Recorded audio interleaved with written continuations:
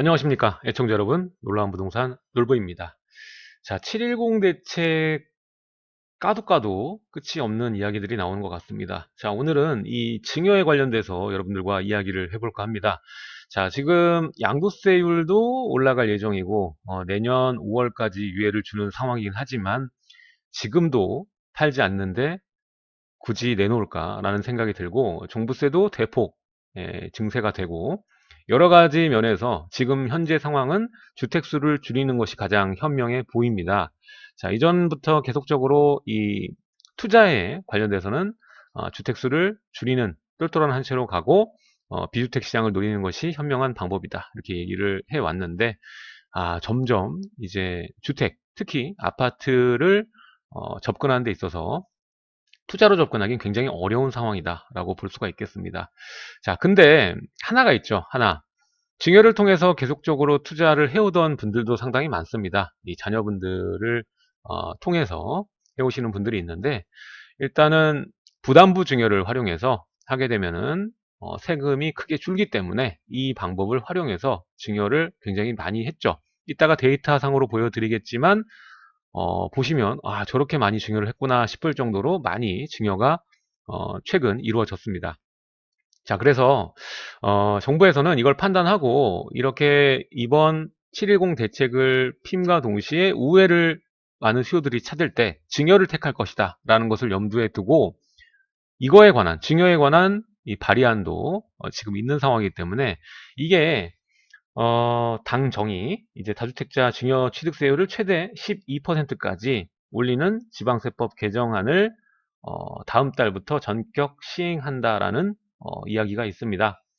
자, 그래서 오늘은 여기에 대한 이야기를 해보도록 하겠습니다. 자, 지금 현재 방법은 오직 증여뿐인데, 기습적인 증여 취득세 폭증이라는 주제로 이야기를 나눠보겠습니다. 시청하시기 전에 좋아요와 구독하기 부탁드리겠습니다.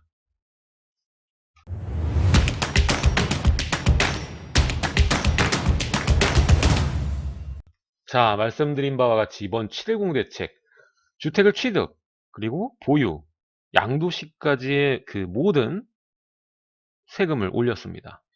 자, 710 대책이 이때 통과가 되고, 뭐 통과되겠죠. 통과되고 시행될 경우 양도세는 사실상 최대 72%까지 증가하게 됩니다.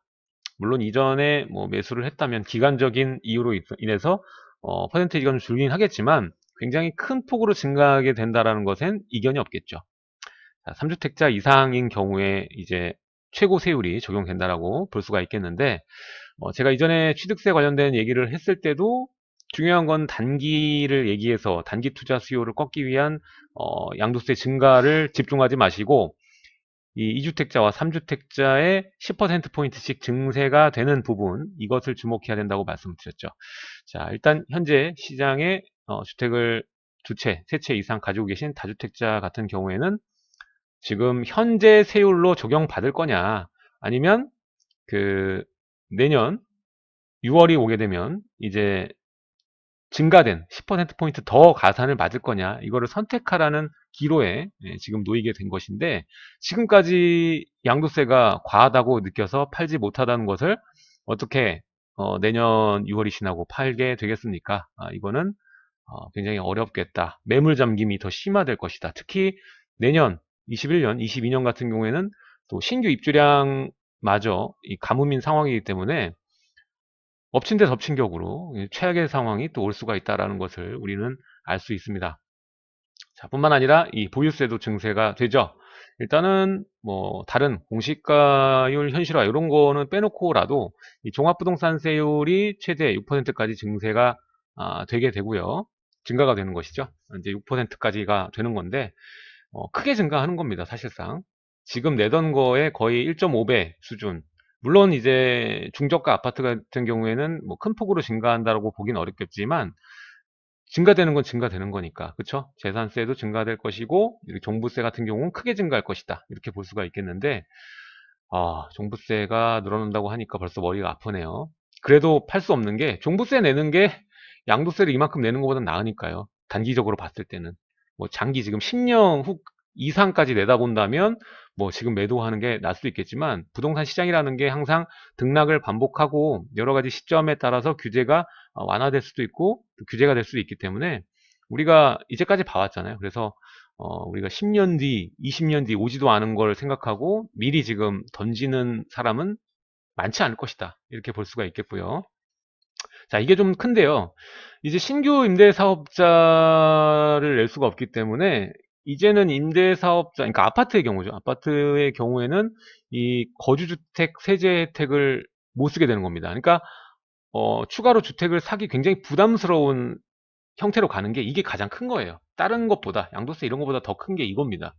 지금 임대사업자를 활용해서 거주주택 비과세 받고 이런 식으로 좀 똘똘하게 전략적으로 움직이신 분들이 꽤 많았는데 이제 이걸 아예 쓸 수가 없기 때문에 추가적으로 투자 수요가 진입하려는 아파트의 그 수요자 수는 굉장히 감소할 수밖에 없다라는 것을 여기서 좀 크게 느낄 수가 있습니다. 자, 따라서 2019년 하반기 때 이야기를 드린 것과 같습니다. 지금 현재로는 주택수를 줄이면서 최고로 가치가 높은 이 가치 투자를 해야 되는 것이 맞고 그렇기 때문에 지금 상황에서는 주택수를 줄이는데 양도세는 내기 싫다. 이런 경우엔 증여밖에는 우회로가 없습니다. 그래서 증여 쪽에 틈새가 있는 것이고 아직까지는 이 증여를 활용하시는 그 운신의 폭이 남아 있다라고 볼 수가 있는데 지금 오늘 하는 얘기가 그겁니다. 이거를 정부가 모르는 게 아니거든요. 그래서 증여 쪽을 어떻게 들어가는 것을 막을 것이냐에 따라서 8월 달에 또 시장이 어떻게 변할 수가 있다라는 것이죠. 자, 보면은 증여취득세 또한 올릴 가능성이 높아졌다라고 얘기를 드릴 수가 있고 오늘 거기에 대한 얘기를 지금 하고 있는 것이죠. 자, 유일하게 느껴지는 이 증여, 부담부 증여를 이제는 하기 어려울 것이다. 물론 할 수는 있습니다. 근데 거기에 따르는 그 대가, 이 피가 상당량이다라고 볼 수가 있겠죠. 자, 어떤 내용인지 보겠습니다. 자, 8월부터 전격 시행될 것인지 안 될 것인지 지금 확실한 케이스는 아닌데요. 이게 개정안이 이제 딱 나오게 되고 하면 아무래도 이 지금 의석수도 그렇고 뭐 된다고 봐야죠. 자, 양도세율 같은 경우에는 인상은 바로 내년에 5월까지는 유예가 되죠. 그래서 매물 유도라고 딱 하고 적어놨잖아요. 720 대책에다가 매물 유도라고 했는데 과연 이게 많이 나올 것이냐 이것도 우리 봐야 되겠는데 전에도 말씀드렸지만은 지역마다 다르다. 그러니까 우리가 풍선 효과를 기대하고 투자를 해왔던 이 수도권의 비우량 지역이라던가 지방시장 같은 경우에는 매물이 뭐 일정 부분 그 이상도 뭐 나올 수 있다라는 것이고 그쪽은 시장이 좀 뒤늦게 진입하신 분들은 많은 피해를 볼 수밖에 없는 상황이겠죠. 특히 법인을 활용한 경우에는 거의 매도 쪽으로 자리를 잡으셔야 되기 때문에 포지션이 그쪽으로 갈 수밖에 없습니다. 이 법인으로 하신 분들은. 그래서 나오는 물량이 수요량보다 훨씬 더 많아지는 구조가 만들어진다라고 볼 수가 있기 때문에 그쪽 라인은 좀 조정이 정부의 의도대로 되겠지만 이 서울과 수도권 이 앞으로의 추가적인 공급 량 자체가 적을 수밖에 없는 지역 같은 경우에는 여기에 큰 영향을, 큰 데미지를 받기에는 어렵지 않나라는 생각이 듭니다. 물론 지금부터의 그 상승하는 이 폭 자체는 굉장히 줄어들 수밖에 없다고 보는데 그걸 주도하는 이 아파트들 같은 경우에는 이 중저가 아파트다라고 볼 수밖에 없습니다. 실수요자들, 갈아타기 1주택 그리고 무주택자에 대한 이 제어 엔진은 없는 상황이기 때문에 서울과 수도권의 우수 입지는 꺾일 일이 없다라고 보여집니다. 자, 절대 안 팔 거예요. 예. 왜냐하면 지금 당장 내놓는 금액 자체가 너무 크니까 이번 뭐 종부세나 이런 게 아무리 높아봐야 이 양도세 비할 바 하겠나요? 절대 안 그렇죠. 그래서 역대급 710 대책 또 913에 비견할 만한 그러한 대책인데 이제 다 크게 올리니까요.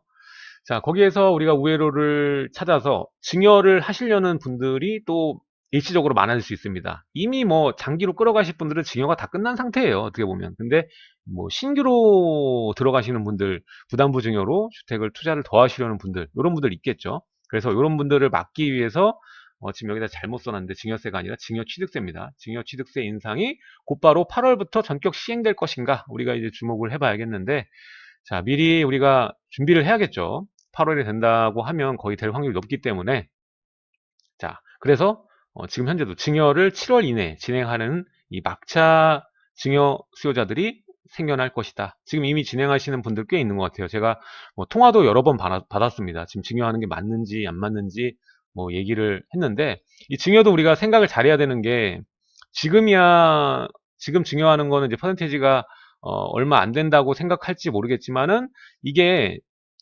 주택 수, 여러분들이 가지고 있는 주택 수, 그리고 주택 가격, 이런 것들을 고려해서 계산해서 증여를 하셔야지 무조건적으로 증여하시면 안 됩니다. 내가 지금 2주택자인데 3주택자인데 증여해야지, 이게 아니라 지금 주택수 플러스 주택의 지금 가격, 뭐 이런 것들, 공시가격, 이런 것들을 다 확인을 하신 다음에 계산을 해야 됩니다. 이것도 증여세 계산할 때 그 주택 가격과, 그리고 우리가 종부세 계산할 때 그 주택의 그 기준점은 다르죠. 아예 가격 자체가 다르기 때문에 이런 것들을 다 철저하게 계산해서 어느 게 이익인지를 판단을 하셔야 됩니다. 자, 결과적으로 말하면 이 증여에 대한 취득세가 3.5%여도 이게 더 클 수도 있습니다. 여러분들이 내는 종부세보다. 그러니까 무조건 증여가 답은 아니다 라는 것이고, 그래서 현재 여러분들 계산을 하시고 최대한 빨리 진행하는 게 좋고, 여기에 대한 계산을 할 때는 세무 전문가와 반드시 이야기를 하시고 상담을 하셔서 빠른 시간 내에 해결을 하시는 것이, 전략을 잡고 포지션을 잡는 것이 중요하다, 이렇게 좀 말씀을 드릴 수가 있겠습니다. 그러니까 8월에 이게 안 되더라도 증여가 더 손해일 수도 있다라는 거예요. 그렇죠? 그러니까 내가 이번 그 720 대책으로 인해서 내야 되는 세금이 크게 증가하면서 이 증여로 하는 것보다는 더 많이 낸다, 증여하는 게 이익이겠다 싶으면 증여하시는 거고, 그래 봐야 뭐 증여취득세가 더 나오겠네 싶으시면은 그냥 종부세 내시는 게 맞는 거예요. 알겠죠? 그리고 이게 만약에 맞다 안 맞다 이 판단이 되면은 8월부터 이게 시행되면 어마어마해집니다. 지금 이 돌고 있는 얘기는 이 12%를 때린다, 뭐 이런 얘기도 있고, 그리고 뭐 지금 취득세 올린 것처럼 2주택, 3주택 이렇게 해가지고 8%, 12% 적용한다, 뭐 이렇게 얘기가 있는데, 뭐가 됐든 어마어마하게 올라가는 거죠. 어마어마하게 올라가는 거고, 자, 예를 들어 지금 서울의 중위 아파트 가격이 9억 후반이죠. 이제 9억 중반 넘어갔죠. 자, 그럼 9억이라고 치고 이 증여를 하게 되면은 취득세만, 이 증여 취득세만 1억 정도가 되는 겁니다. 게다가 경우에 따라서 뭐 자녀가 나이가 들어서 세대 분리 시켜가지고 분리시키면 괜찮은데, 그게 아닌 경우에 계산을 해보면 양도세도 그대로 적용받죠. 그쵸? 어마어마해지는 거예요. 어차피 주택수에 포함되니까 최대 72% 다시 리셋해서 시작하게 되는 거죠. 그래서 이게 굉장히 엄청난 그 대책이니까 8월 오기 전에 미리 준비 꼭 해야 되는 분들은 지금 급하다, 이렇게 보시면 될 것 같습니다. 자, 규제의 부작용이 얼마나 큰지 한번 살펴보시죠. 자, 2017년, 2018년, 19년, 20년 5월까지의 증여 건수입니다. 어마어마하죠. 지금 여기에 담긴 이 물량들, 서울입니다. 서울에 7,500, 15,000, 12,000, 7,000, 이 호수가 2017년부터 해가지고 잠기는 거예요. 2월 가세가 이제 5년까지니까 5년 동안은 시장에 나올 일이 없는 주택들입니다. 이 증여를 한 주택들은 거의 투자 용도고 자녀에게 물려줘도 될 만한 우수한 입지겠죠. 우수한 지역에 이만큼의 물량이 5년 동안은 시장에 나올 수 없게 되었다라는 것입니다. 자, 현행 3.5%에서 최대 12% 상향 예상. 입법 완료 후 8월 초 신규 계약부터 예상. 신규 증여죠. 자, 세대별 등록표에 함께 기재된 가족 보유 주택수 합산, 그리고 그 배우자와 미혼인 30세 미만 자녀는 세대 분리에 거주했더라도 주택수에 합산된다. 이건 아까 얘기했던 부분이고, 자녀가 미혼이고 30세 미만이면 소득이 있더라도 주택수가 합산된다라는 내용, 다시 한번 우리가 확인해야 될 것 같습니다.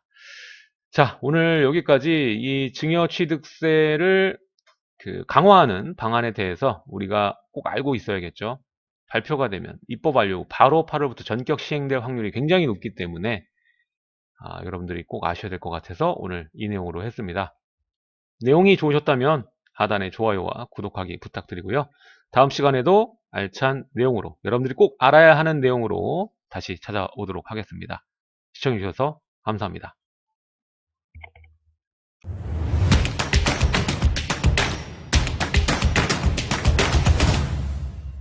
감사합니다. 여러분들의 성원 덕분에 저의 신간 놀부의 부동산 DNA가 베스트셀러에 뽑혔습니다. 앞으로도 많은 사랑 부탁드리겠습니다.